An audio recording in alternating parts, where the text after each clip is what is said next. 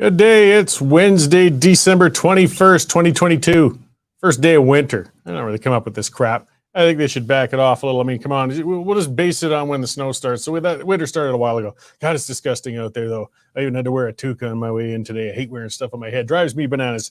So welcome to this week's show. I am Corey Morgan. As you might have seen in that little pre-thing, as was put by one of our more dedicated fans, my constipated look when I'm caught on camera unexpectedly. So I'll try and look as amicable and non-bound up as possible for the remainder of the show. We got a good one today. Lots of stuff to talk about.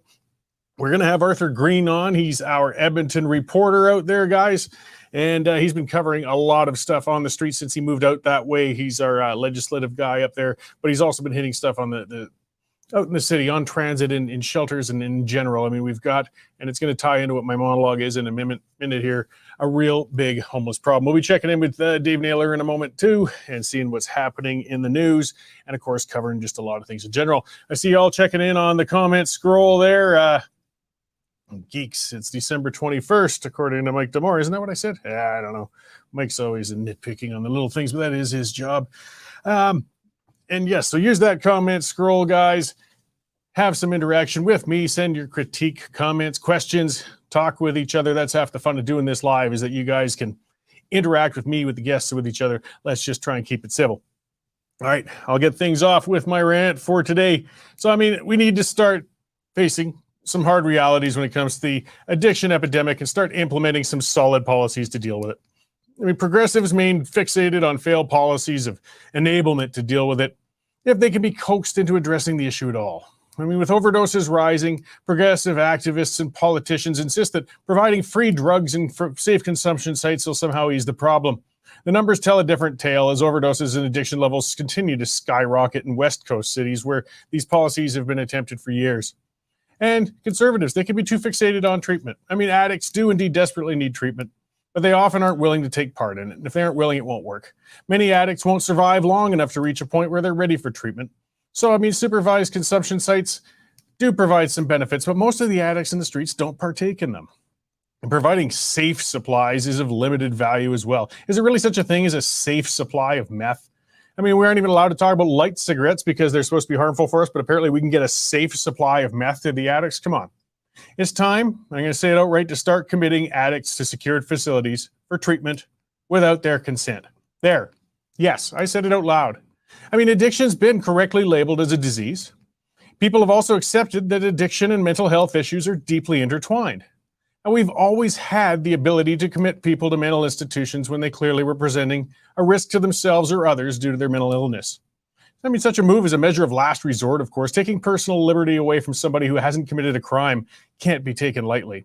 We do so when we have to, though, and we need to start doing it with the late-stage street addicts. How can anybody deny that an untreated addict will do harm to themselves if there isn't an intervention of some sort? How can we sit and watch them wither away while the drugs eat them alive? It's a terrible path to death. Everybody who spends time in urban areas has seen it, though we prefer to look the other way. They look like zombies. Addicts grow gaunt, their teeth fall out, their bodies become covered in sores, their minds become damaged, and they lose touch with reality, whether they're stoned or not anymore. If an overdose doesn't take them out, they'll die of exposure eventually in the elements, or their organs will just cease to function. We can't pretend that the street addicts won't harm others either. The high numbers of violent crime in areas frequented by addicts and the random acts of violence committed by strung-out addicts demonstrates a measurable risk to the public. Heavily addicted people on the street meet the requirements for involuntary commitment. So let's get on with it. Yes, we need to bring facilities on stream to deal with the new load of inpatients. And yes, it'll be expensive. But how costly is it going to be to just maintain the status quo and leave the addicts on the street? How much time do they spend in court already or in jail for when they commit crimes to feed their addictions? How much time are they spending in the hospital for their health challenges or when they overdose? How much pressure are they putting on emergency responders at every level every day? Incarcerating somebody can never be taken lightly, but we need to establish some checks and measures. We can. That there's no, making sure there's no other reasonable course of action that can be taken before taking their liberty. But there's little to be gained in leaving heavily addicted people out on the street. Some people will claim securing them against their will infringe on their dignity. Well, again, let's face it, when people have hit rock bottom on the streets, they have little to no dignity left. How much dignity is there for the person passed out in the park, soaked in their own bodily eliminations? How much dignity is there shuffling around street corners begging for money or prostituting themselves for a fix? Some of the addicts may respond to treatment and be rehabilitated. Some may not and could be secured for indefinite periods. There's no easy solutions. One can say, though, with confidence that sticking with the status quo is offering nothing but a slow death sentence to many addicts on the streets while citizens suffer from the crime and disorder associated with the drug use. It's inhumane not to intervene, and we have to face that and get on with it. That's what's got me going today, and we'll talk a little more with Arthur about that in a while. All right, well, let's get on and see what else is going on in the news there and check in with our news editor, Dave Naylor, and see what's happening. He's down in the chilly South Calgary today. Hey there, Dave. How's it going? It's going well, Corey. Thought you might have been wearing a black armband today. With the death of the Steeler there, yeah. And I mean, it was just before, the man with the immaculate reception passed away, and it was just before a ceremony celebrating 50 years of that was coming up. It is a sad day. Yeah, Franco Harris, for those younger than Corey, which I think is probably most people, he was credited with that immaculate reception, and it was voted the number one play in NFL history. So yeah, only 72. So it was sad to see him go. Sorry I couldn't be with you there today, Corey. After 3 years, COVID finally got me on Saturday. So don't remember much of Saturday or Sunday, but road to recovery now. So it's got me out of the office and the couple of very freezing drives in. So if there's one good thing, that was it. Well, there you go. Enjoy the break. Exactly. So we've had a very, very busy news morning. The news does not appear to be taking a winter break. The top story on our site right now is actually an Arthur Green story. He's talked to a witness of a machete attack on the LRT system last night, and the witness is talking about what happens, and he's now having second questions about ever riding it again, and I know that's what you're going to be talking about later on.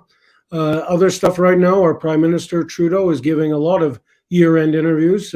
Today, our David Creighton has found out, he reveals why he really crushed the Freedom Convoy. So, David's always got a good twist on things, so I urge everybody to go read that column. Matthew Harwood, our Parliamentary Bureau Chief, has got a story on Canada to mandate 20% of all vehicle sales must be electric by 2026. So I imagine there'll be a rush to stock up on regular cars in 2025, Corey, and I'll be at the head of the line.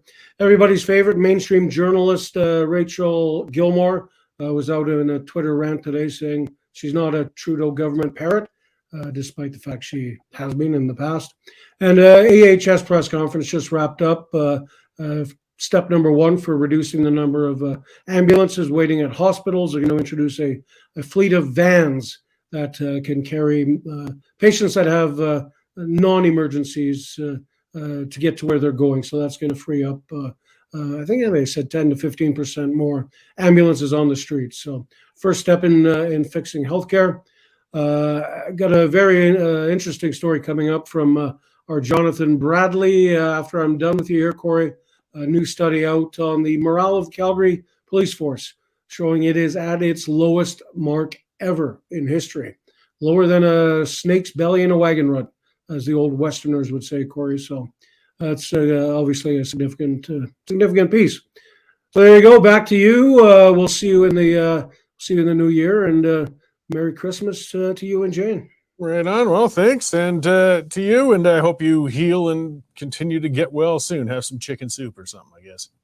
Yeah, I got 3 straight days of negative tests, so looks like it's all good for me to try and get out of this deep freeze tomorrow. But I'm sort of heading from the one fire into another. I'm heading out towards Vancouver, so we know how well they plow their streets, and they've had a ton of snow in the last 24 hours. So you got 24 hours to clean it up, Vancouver, till I get there. So get on it.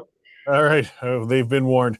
Okay, that is our news editor, Dave Naylor, coming to us ill and diseased from his household in South Calgary, but on the road to recovery. As he said, the news isn't taking a break. It is busy, and there's lots coming up all the time from, Jonathan Bradley, Creighton out there, and of course, Nigel Hannaford bringing in all that great opinion stuff. Just would like to remind everybody, get on there, subscribe. That's how we can afford to keep this news crew, how to keep these columnists, keep that content going on the Western Standard. This is how we don't end up like that Rachel Gilmore, who, come on, I mean, she's got to have a Oh no, I'm not going to even go there. Her liking for Trudeau is clear and deep. Not as much as perhaps Rosie Barton, who sort of melts a little every time she whispers Justin's name to the camera. But for her to come out and claim she isn't supporting Liberals, and the reason she does is because they are, and particularly Rosie, they're tax funded. They're getting their money from bailouts and subsidies and programs from the federal government, and that makes them bound and beholden to them. And we aren't. We refuse to be. We won't be. We rely on subscribers. $10 a month, guys. $99 a year. We're talking newspaper subscription type things. And have you ever looked at a newspaper lately? I saw Calgary Sun a little while back. Looks like a brochure. They even shrunk it in size. And it's so thin. It's done. This is the way it is. Thank you to everybody who subscribed already. And if you haven't, get on there, guys. The more you subscribe, the more we can increase our reporters and get that content out and not have to report that government crap like Rachel Gilmore does. All right, I see some comments on some of the stuff I was talking about. I saw an interesting one.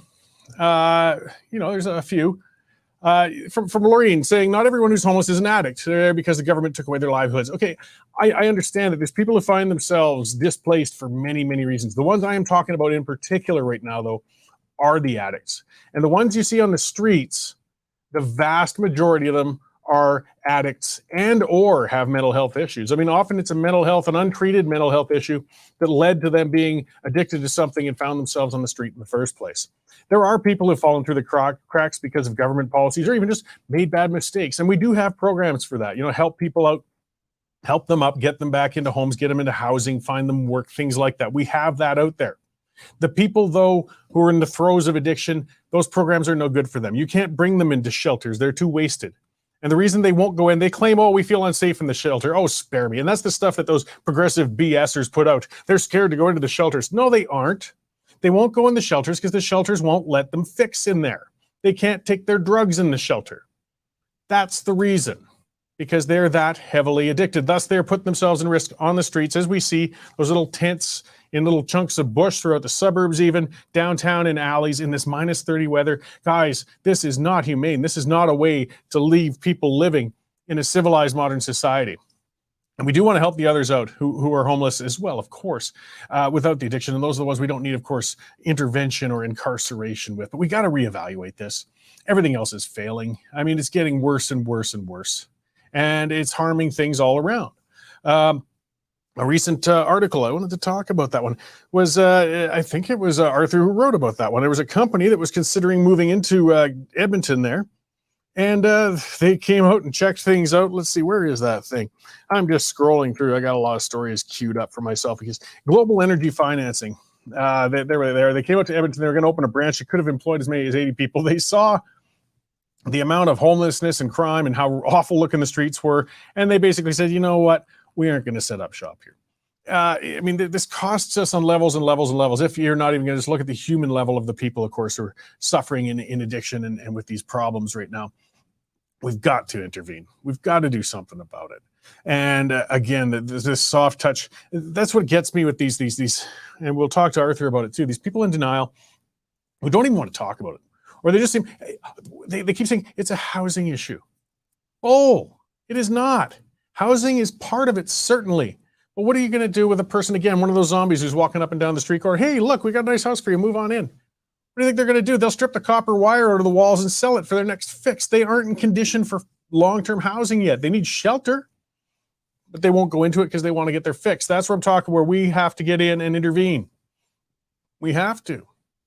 I mean, they just need a job. Come on. The guy's walking down the street and he crapped himself. He's not ready to walk down there and just sign up for a job somewhere.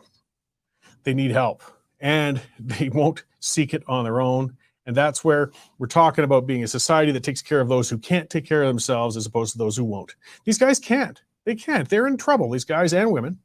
They aren't in their right minds, and that's my point. That's what I'm talking about when it comes to falling under the same as if somebody's had a disconnect from mental health and reality, when for their own protection and safety, we will take them in and try and treat them. And we should apply that to these addicts. I mean, you don't need to be a doctor to go out and see those people on the streets and realize that there's not a good end for them remaining out there. It won't end well. And yeah, I mean, Dina Moore saying you can't change the spots. You want to make that change and not be lazy and rely on handouts and victim cards. So many people are just lazy. Yeah, but it's not lazy. I mean, it's not an easy life. They're slaves to the addiction. And, they take handouts because they're desperate.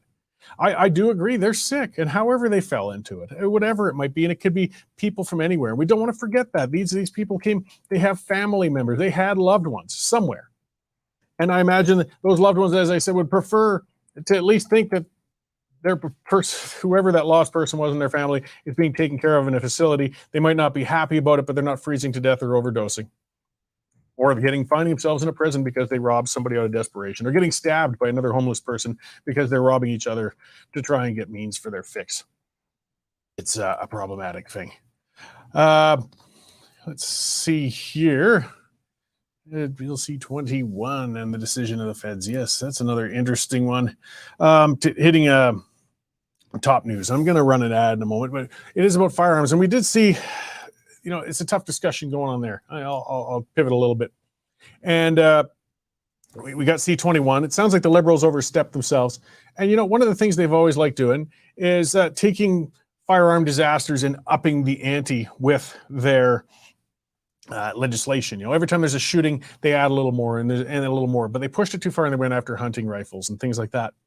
And now it sounds like, well, they might tap the brakes. I think they're starting to realize they bit off more than they can chew, but how they're going to back out on it, I don't know. Now, we saw that. I saw a lot of political play going on from both sides with that situation in Toronto or near New York or wherever it was. That lunatic who shot, all those people over a dispute with his condo board is horrible. What a waste of life. But some people are saying it was a legally owned gun, and that shows why people shouldn't have handguns. And some people are saying it was illegal. As far as I can tell, nobody knows the origins of that firearm yet. So I'm not going to speak to that. I don't know. Until I know, then we can start discussing that sort of thing. But I have seen some people pointing out, this is why we need 21. Guys, he didn't go up and down the hallways with a hunting rifle. That's one thing we know for sure. So nothing in that bill would have prevented this.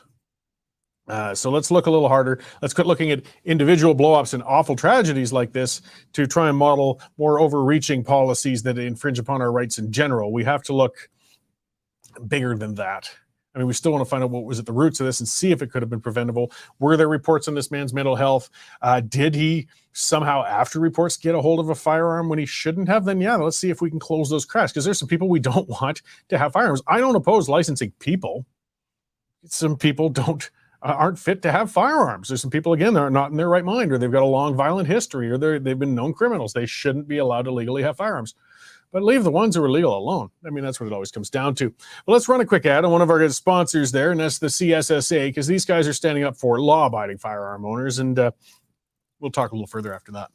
Canadian Shooting Sports Association. Without the CSSA, our gun rights would have been taken long ago. These guys are on the front lines helping to draft smart and intelligent firearms regulations and legislation in Canada, and more importantly, educating the public about how we keep guns out of the hands of the wrong people. To become a member, it's absolutely worth every penny. Okay, I'll just answer a couple of comments before we move on to Kim Holmes saying, what do you suggest? Make everybody who's addicted apply for medically assisted death. Like, what a stupid leap. I'm sorry, Kim. I appreciate you commenting. I do, but come on. Yeah, that's what I'm going to do. I'm going to say you guys should commit suicide. Of course I'm not saying that. Why do we jump to things like that when the discussion gets going? And I mean, I had a guest on where we talked about medically assisted death and how it's going too far, and certainly shouldn't be applied to people who aren't in their right mind, people with mental health issues. And that applies, in my view, to those with addiction challenges. So I don't want them to die. That's the point. And that's why we're trying to, I think we should start trying to take them in so they don't. And maybe there's a chance. I mean, even if it's a long chance, it's better than no chance. And either way, I'm sorry, but just looking at other private comments there and I get distracted with it. And Kim saying, no, I never said that. You said that. Okay. Yeah. Sorry, Kim. I just, things can be taken out of context when we discuss things, but we get a lot of, emotional stuff that comes up when we talk about these issues. They're sensitive ones. And we do worry about the people out there, what we're going to do about it. So I'm going to bring somebody in who's offended a lot of those sensitivities because he's been exposing it. And Yeah, well, let's have a little more discussion on it. It's Arthur Green. He moved out a few months ago to Edmonton from Bonnyville, and you'll be able to tell within a few sentences from him, he moved out from Newfoundland at one point or another. And he's been doing some excellent, I guess you could say, photojournalism. He's been going out there and taking pictures of the mess and the havoc on transit systems and in other areas in Edmonton, showing just how bad things are with the addicts out there. So let's bring Arthur in and have a discussion about some of this. Hey there, Arthur. How's it going? Good day, Corey. Merry Christmas. Yes, Merry Christmas to you too. Welcome back to the show. It's been a while since I've had you on. Yeah, been quite some time. I think I was actually in Bonnyville the last time I was on your show. Yeah, that could be. That could be. So, well, now that I'm on weekly, I don't get through our personalities as regularly as I'd like to. So I appreciate you coming on today. And I've appreciated what you've been doing, getting out there lately in Edmonton. Like I said, and I kind of said in the intro, you've been hitting the streets and taking some pictures of some people in absolutely pretty rough condition and shape. But I mean, somebody needs to expose it. I mean, the vast majority of people never go downtown, so they don't know how bad it's getting. And I think maybe it's time we let people know. Well, Corey, first of all, silence is acceptance in my mind. And, I just want to let our viewers know I've taken tons of heat and hate on the internet in the last couple of weeks since I started posting these pictures, Corey. But the reason why I'm out there doing this is because I genuinely care about people. And anyone who knows me and has followed my career knows that I've been in the North and I've done extensive work with the homeless and towards helping cure addiction. That being said, with silence being acceptance, residents in Edmonton are now terrified to ride the LRT system here to get to work, and they needed someone to speak up for them, and being the voice of the voiceless, I'm that person, and they're very upset with what's happening in Edmonton, and again, people have been super critical of me taking these pictures. One, I'd like to remind those critical people that it is legal to, under photojournalism law, to take pictures of people and publish them if they're in a public place. And of course, if they are also breaking the law, Corey. But what people don't realize, and I haven't spoken about my own life very much during this ordeal, but I actually have a family member who's addicted to methamphetamine and who lives on the street. So when people say that I'm not compassionate, I have more compassion than anybody for this issue. Well, yeah, and it's getting so widespread now. It's one of those things where just about everybody, if you talk to them, they will know somebody. If not very directly, it'll be a nearby family member or a friend. I mean, I was speaking in the office earlier of I'm at an age where most of my, I guess, compatriots are peers are people whose kids are grown and moved out of the house, and I can now list 3 men I know who have lost sons to overdoses. 3, and this is from middle class, average families. I don't believe any of those cases were people on the streets, but the danger of those drugs can't be overstated, and we need to talk about it. We do, and my pictures have started quite the conversation on the internet here in Alberta. And we've seen the Alberta government step up recently and create a task force, spending $187 million to try to address some of these issues. But the drug use and the violence continues, Corey, even though this task force has been established.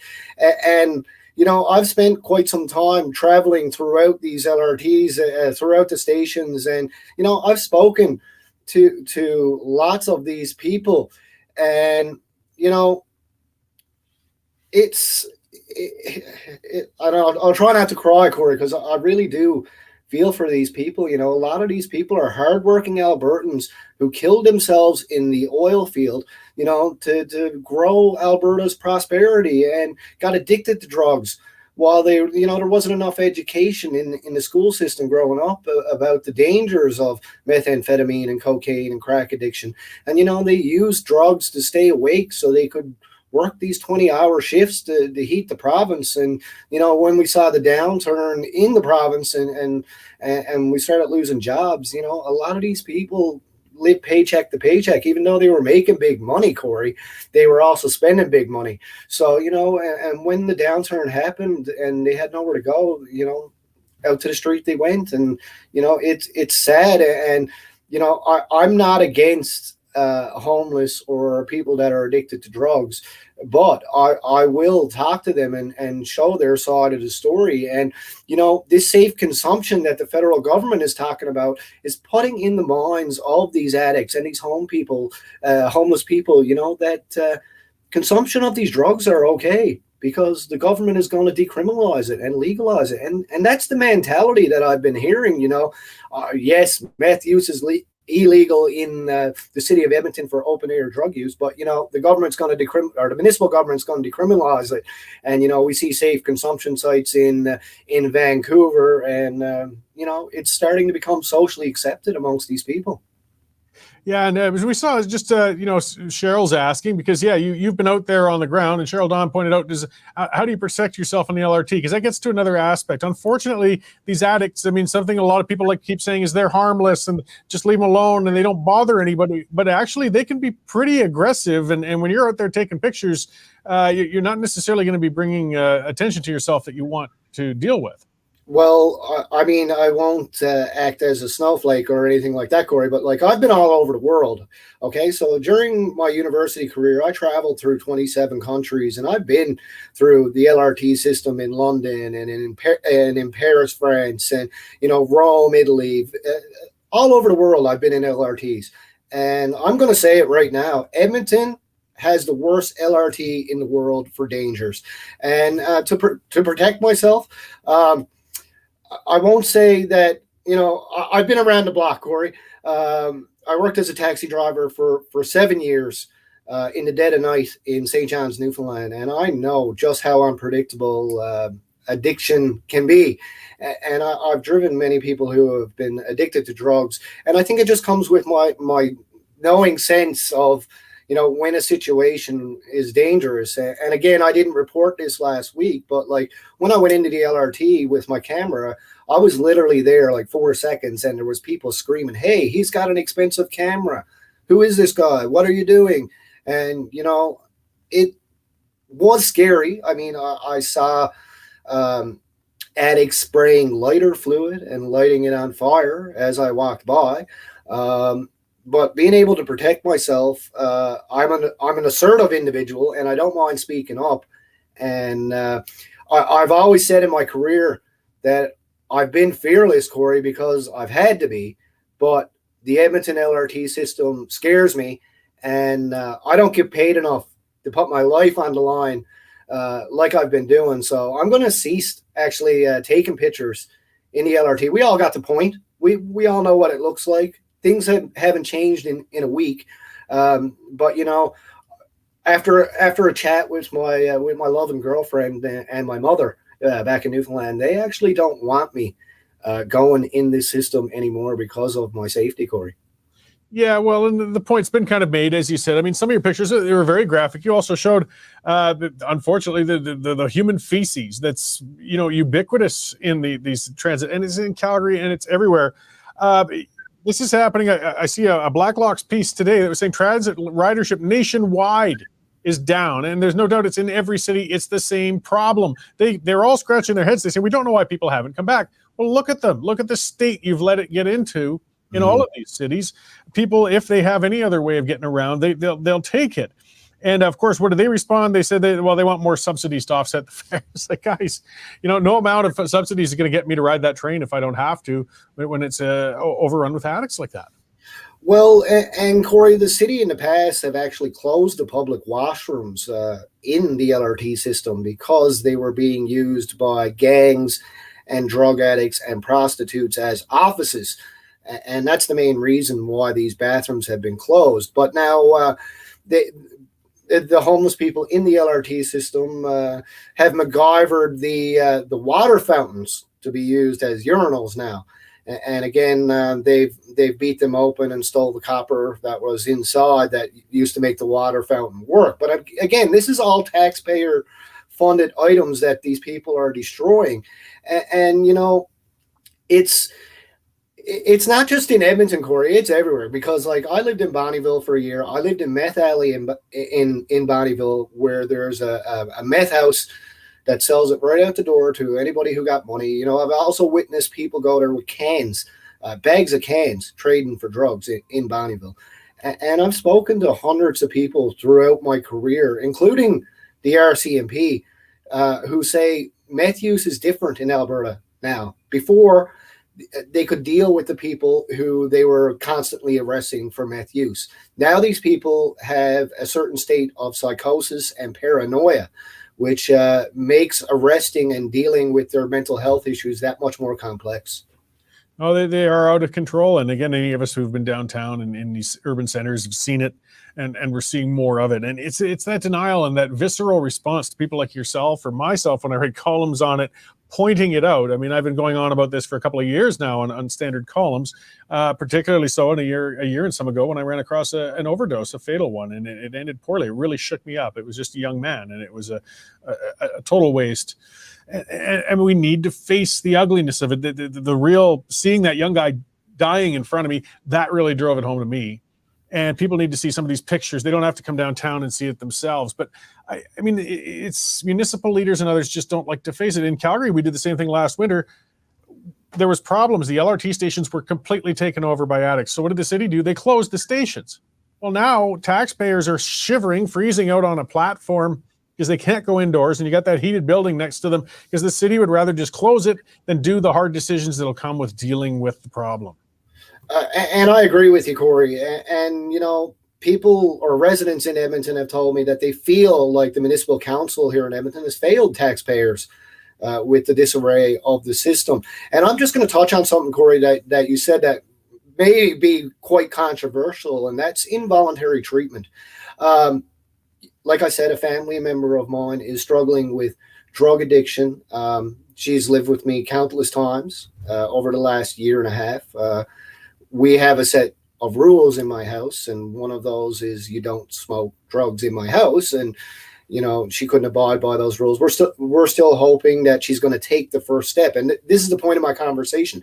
It doesn't matter how much housing you throw or funding or whatever to try to fix this issue. If the person addicted to drugs is not willing to take the first step, then that's where the train stops, Corey.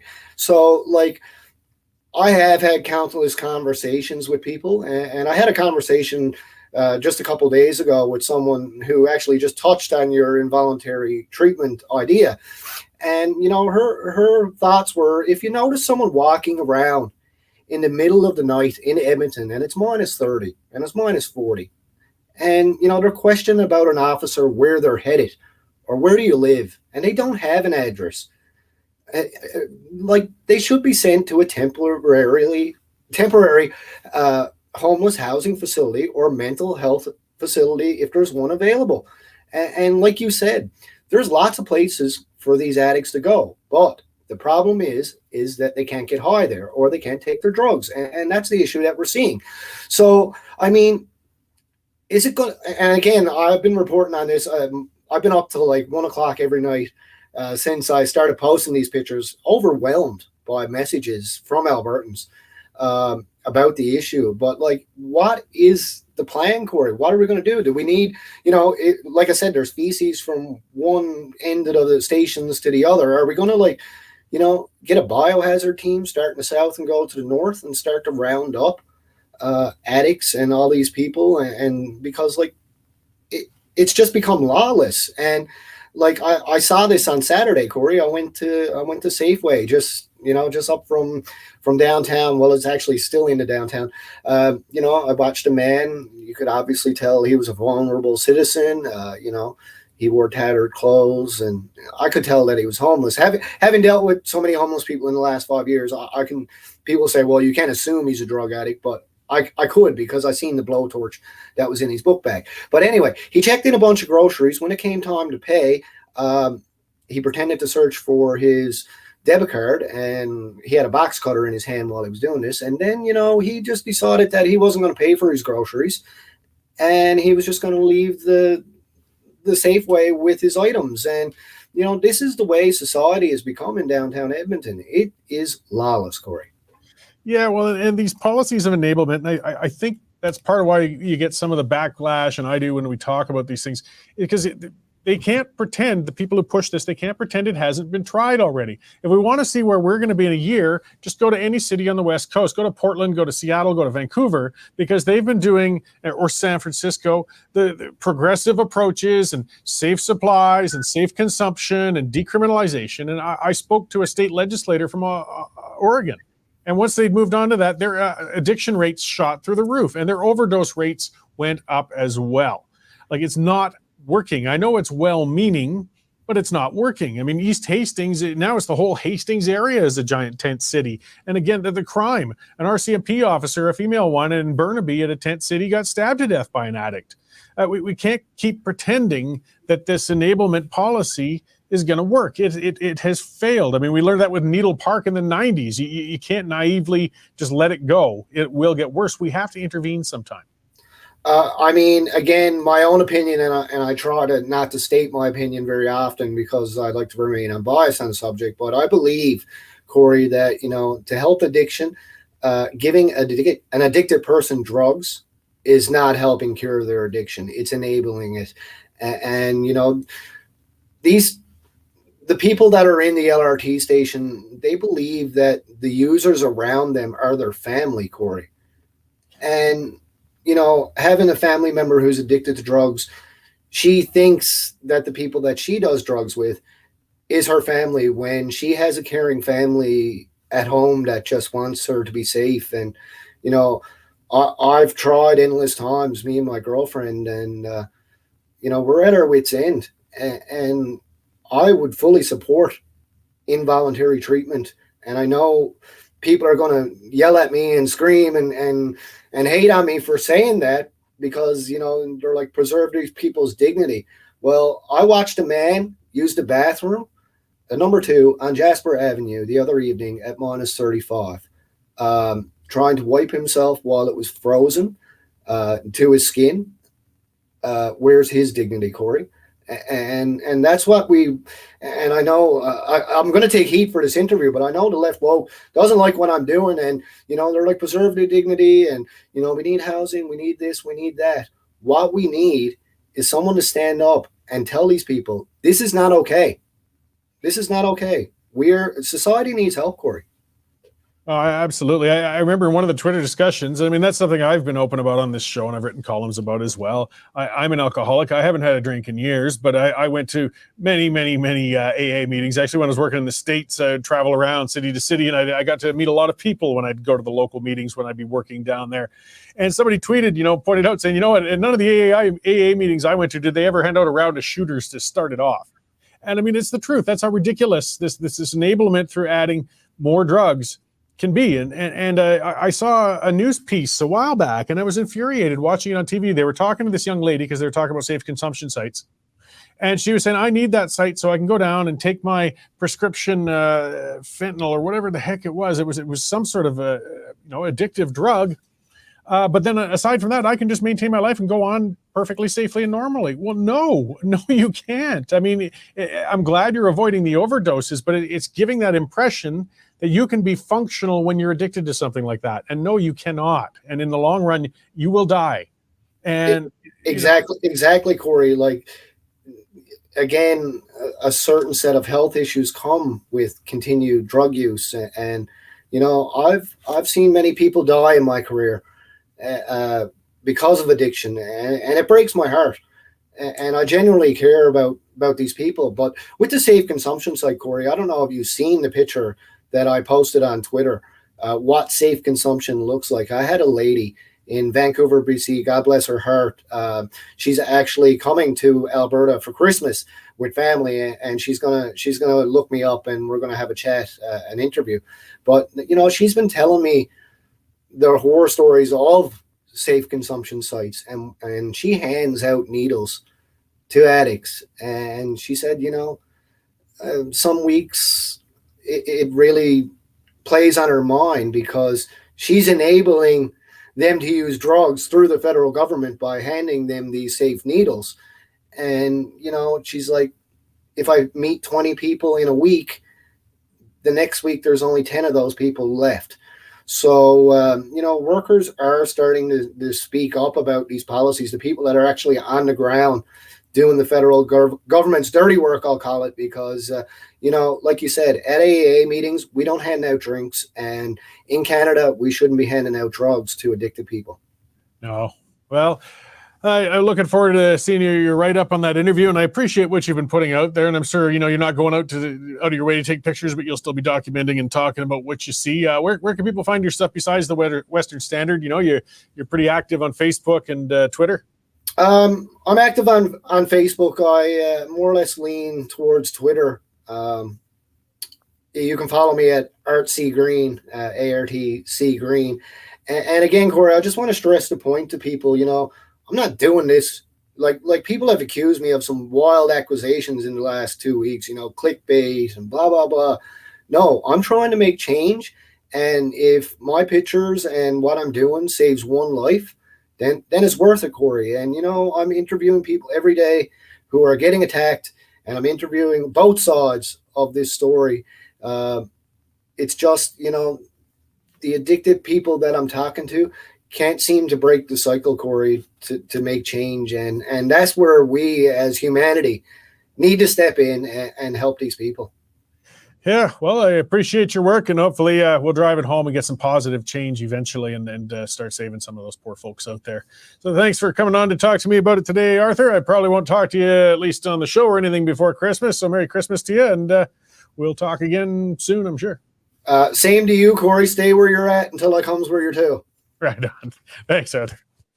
All right, that's our Arthur Green, and again, doing a lot of work on covering what a lot of people don't typically see. As I said, the problems in the streets, the addiction, the issues in Edmonton. In Calgary, I mean, it's the same thing. People forget the vast, vast majority of people, they work in the suburbs or they're working from home. They don't go downtown. They don't need to. And if they do, they often don't take transit, so they don't know how bad it's getting. And if we can't point out how bad it's getting, then how can we fix it? And safe consumption, I'm not wholly opposed to that. I mean, for those who are willing to go to it, if we can get them clean supplies, if syringes and things like that, and avoid the spread of Hep C and HIV and things like that long enough, it's a Band-Aid though. That's where you're trying to keep them going until you can get them to treatment. Because if it's not an end. Plus, the problem with safe consumption sites is they turn the area they're in into a hellhole. People got to stop denying that. That denial gets on my nerves too. Go down to the Sheldon Tumor in Calgary, where that safe consumption site's been going for a long time. Walk around any of the alleys or the buildings. What it has done is gathered a large number of the addicts into one area, but not all of them necessarily use that site. You can find that out because you see the syringes laying in the alleys and in the parks. But the dealers also, of course, follow their customers, and you get a concentrated area of addicts. And those addicts, of course, need the money to get their drugs. What do? Property crimes, and they rob people in the local area. So how many, I spoke to, his name was Dr. Go. She was an addictions expert. One of the things he pointed out was saying that the safe consumption sites are only good for about a 500-meter radius. I mean, these are people pushing shopping carts. These are people on foot. They're not going to take a taxi to the safe consumption center. They'll only go when it's convenient and when it's nearby. We can't have hundreds and hundreds of safe consumption sites for the addicts all over the city. Again, it's not a solution. It's not something we should have none of. Fine, let's have them where it's appropriate and where we can, but it's just one piece of a much bigger puzzle. And Lorraine pointed out, commenter, reopening the mental institutions that were shut down decades ago. And yeah, I was talking to Nigel about that in the newsroom earlier. That's a large part of this problem. A lot of we talk about how people fall into addiction. Arthur mentioned it and some others. And there's a 1,000 different paths where people can find themselves in the state of addiction. There's a story in San Francisco, which is a great one, of a fellow who recovered and got out of it. But it started, he was a family man, he was a professional, he had a great job, he was into sports. I think it was a bicycling accident, but he got onto some painkillers while he was recovering from the surgery of that accident. And in the end of it, he got addicted to the painkillers, and he maintained it for a while through his work and buying them. But when he couldn't get the prescription ones anymore, then he started buying street drugs. Of course, eventually his family life fell apart, his job fell apart, and he found himself on the streets. Like, this can happen to anybody. Or a lot of the people, as I said, I think I was mentioning with Dave or somebody earlier, when you see them on the streets and they're addicted to substances, the thing is they had a mental health issue before that, and they were self-medicating, basically. If they'd have been perhaps in a secured facility, a mental institution earlier, they wouldn't have found themselves on the street and addicted. But we've gone on this deinstitutionalization craze where we pushed people out of those institutions and into the streets. And I know as institutionalization in the long term certainly is no ideal solution. It's something you don't want to imagine being there for life or somebody else being there for life for a long, long period of time. But it beats the hell out of what we're seeing on the streets. You know, do you really want them to freeze to death or die of an overdose out there? There's really not many other options. We've got to start getting realistic. And the answers are ones we don't like. That's part of why people don't like talking about it. That's why they get so upset with Arthur when he posts those pictures of those addicts or the mess they're making, or when I write about it. But it's not going away for pretending it isn't there. So again, I appreciate Arthur pointing that sort of thing out and, you know, bringing that discussion about. Somebody was saying, I just one of the commenters, I've scrolled past that, but was saying with some of the news items that Dave was talking about, one of the aspects finally that Danielle Smith's brought in, boy, she gets abuse from the media in every direction, no matter what. But they've released the plan for patient transport and using vans for it rather than ambulances. This is such a no-brainer. Why did it take this long? And I really appreciate that she's done it. And when she first talked about it, I remember some of the ding-dongs on Twitter going on, oh, she's going to be sticking sick people in Ubers and cancer patients on bicycles. You know, no, but you don't need an ambulance to transfer a senior from a nursing home to a hospital to get some testing done or a minor procedure. But that's what's been happening in a lot of cases and things like that. These are not people in an emergency situation. These are fragile people, but you're using a full ambulance with paramedics to transport them. Terribly wasteful. When our ambulances are overloaded as it is and overwhelmed, why on earth are we putting non-emergency people into them? So yes, there's a bunch of vans are going to be going out that are set up, I imagine, with somebody who's still a trained driver and with some degree of first aid skills, but otherwise they can move those patients, and that frees up all of those trucks to actually respond to emergencies where they need to be, as much as 10 to 15%. The sad part is, I'm sure the media is going to come out and explain why Danielle Smith's an asshole for proposing it. Because I swear she would say water is wet, and we would see 10 editorials in the Calgary Herald, the Calgary Sun, and on Global saying why Danielle Smith was wrong when she said water was wet. I have never seen media so lined up against one single politician as I have in my life with Smith. And she's made mistakes. She's going to make some more. But holy cow, the full court press against Premier Smith has just been something to behold. Either way, I applaud this move. It's a good, quick fix. That's what we need. Quick, real fixes for some problems. Not more studies, not more commissions, not more committees. Look, we need to transport patients. Okay, let's get vehicles and people to transport them. Holy crap, it's done. We didn't need to spend 6 months on that. We didn't need to spend $5 billion on that. Those are the more the kind of solutions I'm hoping to see out of Smith's government, so that she can at least regain some of that trust of Albertans over this next 5 months, 6 months, so we don't end up with horror of horrors, another 4-year term of Premier Notley, which gives me the shivers. Let's see, we'll get on to the ag report in a minute, but I do want to say one of the big things to celebrate, officially now we have banned single-use plastics. Justin Trudeau has saved us from straws. Oh, it's a wonder we made it this long before this happened, eh? You know, no more red plastic cups, plastic forks for takeout, no more plastic bags from the grocery store. Yeah, these are the biggest problems. So I guess most of our problems around the world have been solved, if that's what we got down to. I don't have time to go in depth on the whole thing about it, but I'll tell you something. A lot of people seem not to understand and realize we are not short of landfill space, okay? We aren't running out of it. We got lots of room to dispose of these items, and they don't pollute an area when they're properly dealt with. The problem with plastic bags, they're visible.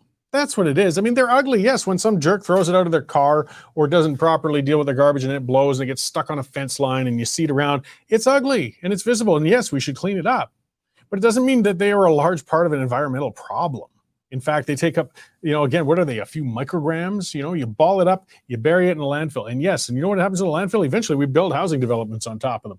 We're not out of space to get rid of our garbage. We don't want to be wasteful. But these blanket bans, this shallow, myopic approach we get from this federal government trying to solve, you know, minor problems with a large hammer. And Alberta, in a sense, it's another one of the things where they've undercut Alberta, because under Jason Kenney, Premier Kenney had made great strides on recycling of plastic products. We were actually moving along quite well, where we could take them then at least and keep them out of landfills and recycle. But now that it's banned, it doesn't matter. So all of those investments, all of that, as usual, when it comes to Alberta, well, sorry, I guess you're just going to have to go broke because Justin has now made your trade illegal. All right, well, let's talk about some of the more important trades out there anyways, and that is our agricultural market. And do our weekly check-in with Jim Busicom. I'll get it one of these days. With Marketplace Commodities. Hey, how's it going? It must be as bloody cold down where you are as it is here, eh, Jim? Yeah, you bet. It's probably about minus 30, minus 40 with wind chill, so very similar to Calgary, I think. So, but other than that, all is going good, Corey. Right on. Well, staying busy as you always watching those markets. So we're looking to talk about a recap of some of the feed markets. Yeah, you bet. So taking a look at the feed markets in Lethbridge, we've got, to finish out the year, we are coming off the highs in October. We're off probably about $20, $30 per ton, which on a percent basis isn't that much yet. It's maybe down about 5%. Over the course of the year, compared to starting in 2022, we're roughly still, 5 to 10% higher. Markets have actually done really well, even though we've gone through another growing season and had good production in 2022. But finishing the year on a weaker note. Some of this markets, what I actually want to, I just want to point out as well what the Canadian dollar is doing. So over the course of 2022, the Canadian dollar has dropped roughly about 10%. We started the year roughly at around 80 cents, and now are trading around 73 and a quarter.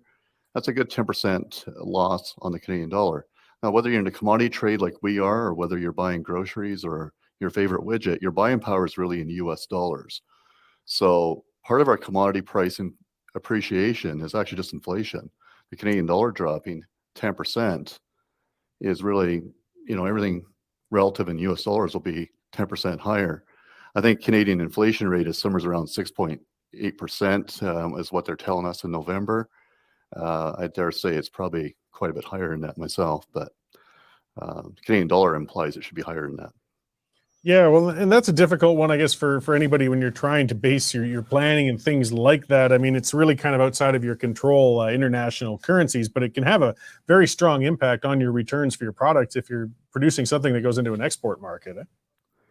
Yeah, exactly. So it's good returns for farmers to be able to sell their commodities. They get paid in Canadian dollars, but really they're getting sold in US dollars on the export market. Of course, the flip side is when they go and buy their inputs, their equipment, everything it takes to produce a crop, again, they pay in Canadian dollars, but really it's valued in US dollars. It's still valued off the export market. Equipment comes in from the United States or overseas. It's all US dollar based. So when the price of commodities are higher, so their inputs also increase. So, I mean, the markets are good right now, so I do think the spread is reasonable, but those are certainly some things as we go into 2023. The cost of production versus the returns are always concerning, and not necessarily always concerning, but how do you lock that up as a producer? Yeah, well, and some energy products have been kind of coming down, at least gasoline and things such as that, and natural gas. But diesel's still kind of hanging up there right now. That's sort of the one that impacts the producers the most, I guess. Yeah, exactly. So diesel affects them with their production, putting in a crop, energy costs, fertilizer, etc., and then of course transportation of that crop. So we are massively supply surplus in Canada, Western Canada. We produce, we grow crops on roughly about 65, 70 million acres of land. A lot of that product has to be at very least trucked to the closest elevator, railed to the port, and from there, steamship lines take it to destination and so on. So there's a lot of transportation to move something from inland Canada to destination. So the high cost of diesel and still actually relatively high cost of energy, it definitely has an impact. Okay, well, always lots to watch. Anything else you'd like to add before I let you go, I guess, until into the new year? That'll be it till the new year. Merry Christmas, Corey, and wish you guys the best, and we'll talk to you guys again soon. Great, thanks. Merry Christmas to you too, Jim. We'll see you in the new year. That is Jim Busicom of Marketplace Commodities, and you can check them out online, Marketplace Commodities online, and they can help you out with some of your planning as an ag producer. You really want to maximize your returns. It's a big business and an important one. So check that site out, guys. It's a great local company. Okay, well, we'll run another quick ad here, and then I'll discuss a few more news items before we wrap up for this week. It takes work to run this place. For my mental wellness, I try to exercise more days than I don't. And now, my husband is joining us too, and we've all seen the difference. And if I need more support, I call 211. Okay, quick ad for 211. All right. Something interesting in an article I saw earlier too. So we've seen some of that discussion, some of the fights going on and battles between Premier Smith and Rachel Notley and Alberta Federation of Labor. They keep saying that Smith's going to drive away investment. She's going to drive away people, and Sovereignty Act is going to do so. They've been saying that since basically spring. And the numbers have been coming in. Alberta's growing, and it's growing fast. Actually, all the way through last summer and into September, the population has been growing.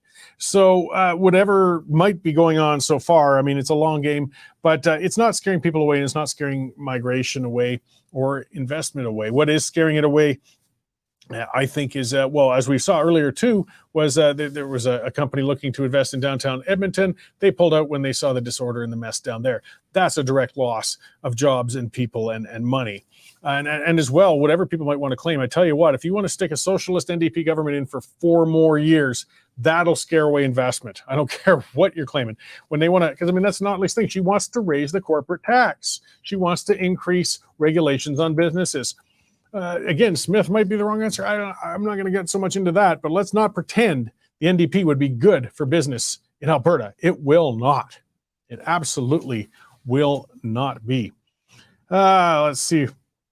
Here's another interesting one. Dan McTagg came out, about it. So they had this COP15 meetings in Montreal. Again, it's just more globalists getting together, talking about ways to basically run our lives and plan our future.